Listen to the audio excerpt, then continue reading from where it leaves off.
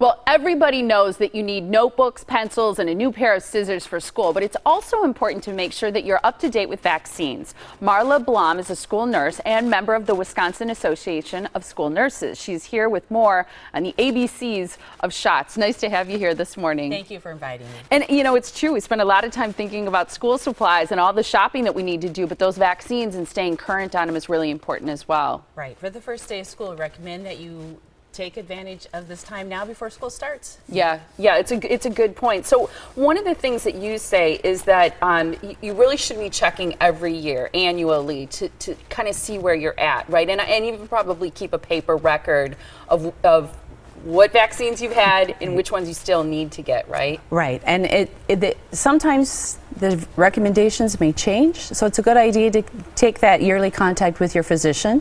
And if that record happens to be lost, there is the Wisconsin Immunization Registry online to check. And I've found that if kids are taking trips, especially internationally, or they're going to camp, or they're involved in sports, many of them require that information, so it's good to stay current. Correct. Do you think it matters if kids, or if parents rather, take kids to a free clinic versus to their pediatrician? No, the quality is the same, but just to make sure that the communication is there so that your pediatrician is aware if you did receive immunizations through your local health department. Or a clinic, okay. What about some of the tips that you recommend for parents as they prepare to get their kids vaccinated?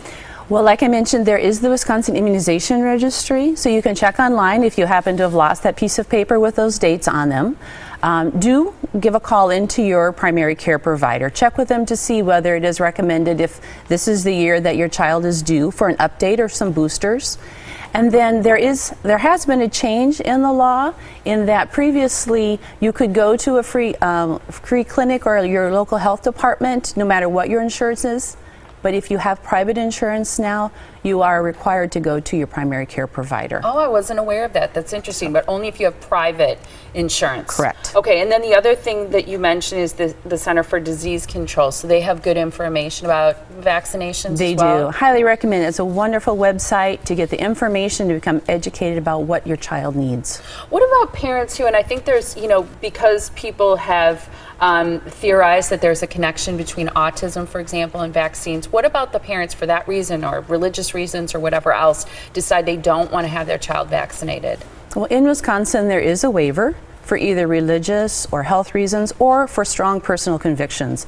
I would strongly encourage parents to do the research. Look at both sides of the question. What does science say? And make an informed decision. And I know at the school, if a school requires vaccinations, then do the schools need a copy of that waiver? Yes, they do. It's a written, is your signature or for medical reasons, a note from your physician. Okay.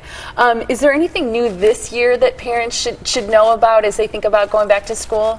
Well, just be aware that the 5-year-old kindergarten boosters are still required, but also in grades 6 through 12, there is a booster required for the tetanus, diphtheria, and pertussis.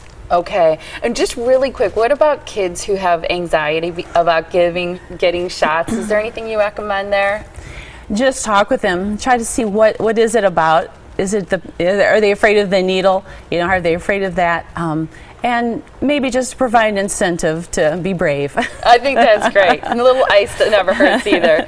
Go to our website, themorningblend.com. Click on today's segment, School Immunization, for more information.